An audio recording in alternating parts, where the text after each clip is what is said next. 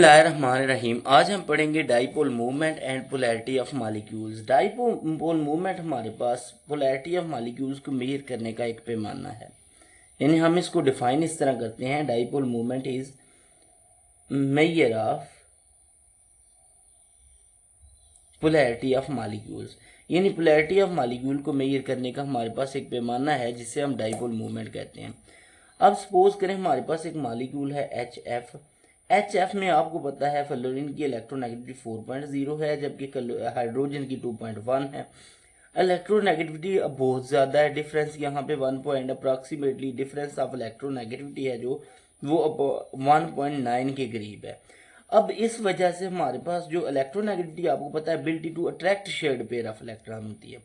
तो यहाँ पे हमारे पास क्या है, यहाँ पे जो इलेक्ट्रॉन पेयर है वो किस तरफ होगा, फ्लोरीन की तरफ ज़्यादा होगा, क्योंकि फ्लोरीन की इसको अट्रैक्ट करने की एबिलिटी बहुत ज़्यादा है। तो इस वजह से क्योंकि ये फ्लोरीन की तरफ है तो यहाँ पे पार्शियल नेगेटिव चार्ज आ जाएगा, और हाइड्रोजन से क्योंकि इलेक्ट्रॉन्स दूर चले जा रहे हैं तो यहाँ पे हाइड्रोजन पे पार्शियल पॉजिटिवली चार्ज आ रहा है। इस वजह से आपने सिंपली याद आप इस तरह रख सकते हैं, कोई भी एटम जब इलेक्ट्रॉन को डोनेट करता है तो उस पर पॉजिटिव चार्ज आता है। अब यहाँ पे हाइड्रोजन ने कम्प्लीटली डोनेट तो नहीं किया, लेकिन इलेक्ट्रॉन्स हाइड्रोजन से बहुत दूर चले गए हैं, तो दूर जाने की वजह से इस पे कंप्लीट पॉजिटिव चार्ज तो नहीं आया, लेकिन पार्शियल पॉजिटिव चार्ज आ गया है। तो उस पर ये पार्शियल पॉजिटिव और नेगेटिव चार्ज आने की वजह से यहाँ पे हमारे पास पूल्स क्रिएट हो रहे हैं, यानी एक तरफ न्यूक्लियस रह गया और इलेक्ट्रॉन्स एक तरफ चले गए हैं। तो यहाँ पे दो पूल्स बन गए हैं बेसिकली। तो जहाँ पे पूल्स अवेलेबल, पॉजिटिव और नेगेटिव पूल्स अवेलेबल होते हैं, उस मॉलिक्यूल को हम कहते हैं डाईपोल, यानी इसमें दो पोल्स बन गए हैं। अब कोई भी मॉलिक्यूल जब डाईपोल होएगा तो उसका होएगा डाईपोल मूवमेंट, उसको हम कहेंगे कि उसका डाईपोल मूवमेंट है। अब डाईपोल मूवमेंट को हम कैसे फाइंड कर सकते हैं? डाईपोल मूवमेंट को फाइंड करने के लिए इसको हम म्यू से रिप्रेजेंट करते हैं इस तरह, और ये इक्वल टू होता है क्यू आर के। आर यहाँ पे डिस्टेंस बिटवीन द चार्जेस है और क्यू हमारे पास मैग्नीट्यूड ऑफ चार्ज है। मैग्नीट्यूड ऑफ चार्ज को और उनके दरमियान डिस्टेंस को अगर आप मल्टीप्लाई करेंगे तो हमारे पास क्या चीज़ आ जाएगी, डाईपोल मूवमेंट आ जाएगी। आगे हम देखेंगे उस मॉलिक्यूल्स का। इसका यूनिट जो होता है वो होता है हमारे पास डिबाई, ये इसका यूनिट है। अब ये ना बेसिकली इसकी डायरेक्शन जो होती है वो होती है हमारे पास पॉजिटिव टू नेगेटिव, नेगेटिव।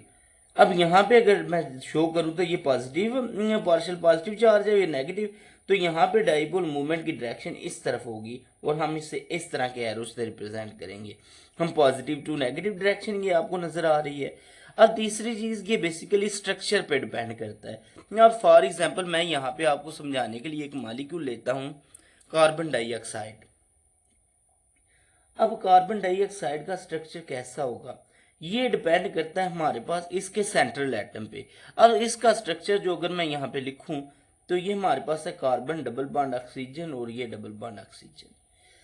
अब आपको पता है कार्बन की इलेक्ट्रोनेगेटिविटी 2.5 है और इसकी इलेक्ट्रोनेगेटिविटी हाइड्रोजन की मोर देन 3 है, तो इस पे पार्शियल आना चाहिए पॉजिटिव चार्ज, इस पे पार्शियल नेगेटिव। इस तरह ये इलेक्ट्रॉन इस तरफ जा रहे हैं और ये इलेक्ट्रॉन इस तरफ जा रहे हैं, तो ये आपस में एक दूसरे के इफेक्ट को कैंसिल आउट कर देता है। यानी यहाँ पे ये कार्बन ऑक्सीजन बॉन्ड तो पोलर है, इलेक्ट्रॉन इस तरफ जा रहे हैं, और यहाँ पे कार्बन ऑक्सीजन बॉन्ड भी पोलर है क्योंकि इलेक्ट्रॉन इस तरफ जा रहे हैं। अब ओवरऑल जो इसका इलेक्ट्रॉन है, इसका जो डाइपोल मूवमेंट है ओवरऑल द मॉलिक्यूल, वो हमारे पास जीरो है क्योंकि ये एक दूसरे के इफेक्ट को कैंसिल आउट कर देते हैं। तो यहाँ पे इसके लिए हमारे पास जो म्यू है उसकी वैल्यू हमारे पास आ जाती है जीरो, क्योंकि ये एक दूसरे के इफेक्ट को कैंसिल आउट कर। अब यहाँ पे बेसिकली स्ट्रक्चर आपको बता रहा है कि क्योंकि स्ट्रक्चर जो है ये हमारे पास एक लीनियर मॉलिक्यूल है, लीनियर मॉलिक्यूल्स का डाइपोल मूवमेंट हमेशा जीरो होगा और नॉन लीनियर मॉलिक्यूल का मोर देन जीरो होगा। इस वजह से आपको कैसे पता चलेगा कि मॉलिक्यूल वेदर लीनियर है या नहीं? अब ये आप कैसे याद रखें, इसके लिए जो ट्रिक आपने याद रखना है वो आपने सेंट्रल जो भी एटम है उसकी इलेक्ट्रॉनिक कन्फिग्रेशन लिख लेनी है। या अब यहाँ पे सेंट्रल एटम जो है वो कार्बन है, उसके वैलेंस शेल में से टोटल 6 है, उसके पास इलेक्ट्रॉन है। अगर मैं इलेक्ट्रॉनिक कन्फिग्रेशन लिखूँ तो वो ये आ जाती है। तो इस तरह एक्साइटेड स्टेट में आपको पता है कार्बन का जो एक एस है इलेक्ट्रॉन, वो पी में 2 इलेक्ट्रॉन्स आ जाते हैं और एस में क्योंकि 2 हैं तो एक एक्साइट होकर आगे चला जाता है। उसी तरह ये टोटल 4 बॉन्ड बना सकता है और ये यहाँ पे 4 बॉन्ड बना रहा है। इसके पास कोई भी लोन पेयर नहीं है। अगर लोन पेयर होगा तो फिर वो स्ट्रक्चर को लीनियर नहीं रहने देगा, वो नॉन लीनियर बना देगा। अब यहाँ पे क्योंकि 4 बॉन्ड बना सकता था, 4 बॉन्ड बना रहा है, कोई भी अनपेयर्ड इलेक्ट्रॉन्स यहाँ पे अवेलेबल नहीं है या लोन पेयर अवेलेबल नहीं है, इस वजह से ये इसके लीनियर स्ट्रक्चर को अफेक्ट नहीं कर रहे। अगर मैं एग्जांपल लिखूं वाटर की, तो वाटर में आप देखेंगे कि किस तरह नॉन लीनियर स्ट्रक्चर बनता है। अगर वाटर मॉलिक्यूल हमारे पास ये फॉर्म है वाटर की, अब वाटर का जो डाइपोल मूवमेंट हमारे पास है वो अप्रॉक्सीमेटली इक्वल टू है 1.8 के। Dipole movement is equal to 1.85 debye. अब ये वाटर का, अब ये वाटर में भी तो सेम केस है, हमारे पास उसी तरह 3 मॉलिक्यूल 3 एटम्स हैं, 2 सेम है और 1 डिफरेंट है, वहां पे भी सेम सिचुएशन थी। लेकिन वाटर का क्यों हमारे पास नॉन लीनियर या बेंट स्ट्रक्चर आया? यहाँ पे आप देखें अगर, तो ये इसका स्ट्रक्चर जो है वो नॉन लीनियर है। अब नॉन लीनियर होने की वजह क्या है? अगर हम सेंट्रल एटम देखें ऑक्सीजन, उसकी इलेक्ट्रॉनिक कन्फिग्रेशन, ऑक्सीजन के पास 8 इलेक्ट्रॉन्स है, 8 इलेक्ट्रॉन में 1s2 2s2 2p4 आगे। अगर मैं यहाँ पे इसके स्ट्रक्चर्स ड्रा करूं तो ये इस तरह के हमारे पास आएंगे 1 2। अब क्योंकि आ रहे हैं एस में 2 इलेक्ट्रॉन्स आ रहे हैं तो एस में 2 इलेक्ट्रॉन्स आप फिल कर लेंगे।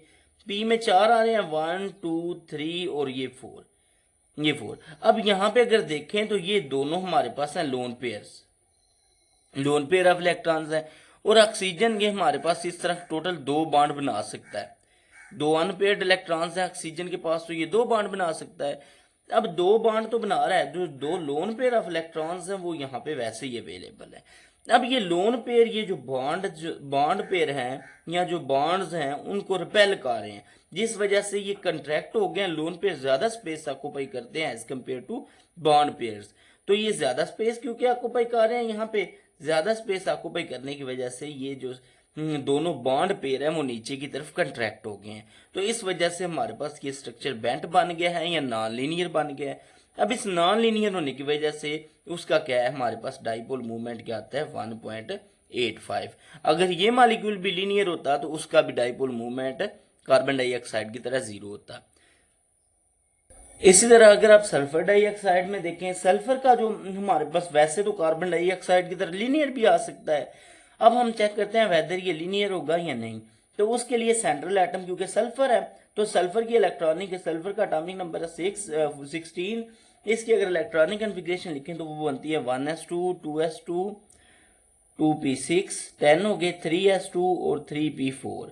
अब यहाँ इसके अगर मैं ऑर्बिटल्स बनाऊं तो वैलेंस शेल में 3s है और 3p है।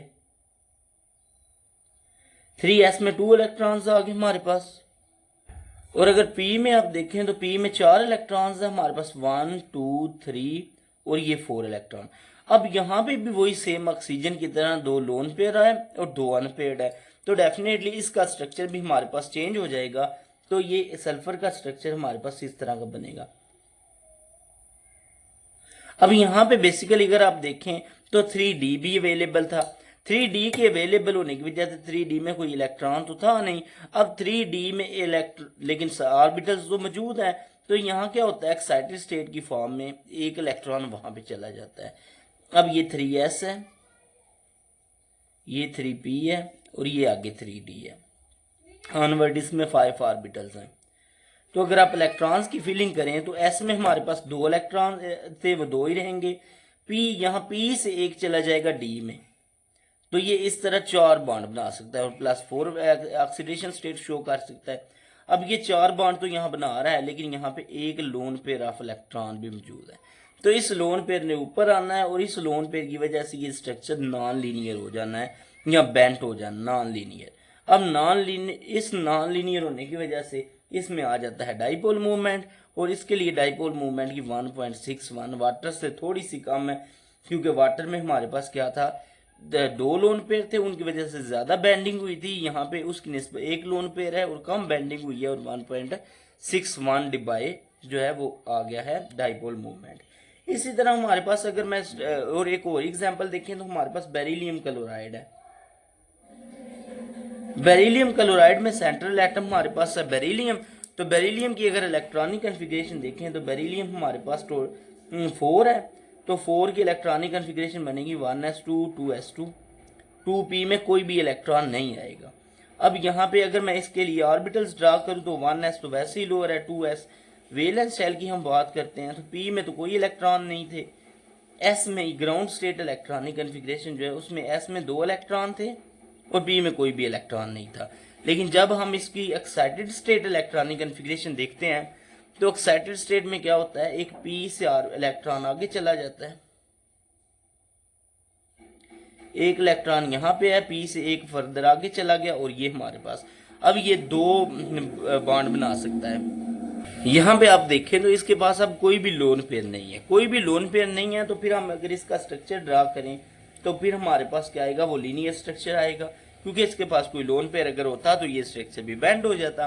तो हमारे पास इस तरह इसका डाइपोल मूवमेंट भी क्या आएगा, 0 आएगा। क्यों 0 आ रहा है, क्योंकि हमारे पास इसका स्ट्रक्चर लीनियर है, अगर स्ट्रक्चर लीनियर होगा तो डाइपोल मूवमेंट 0 होगा।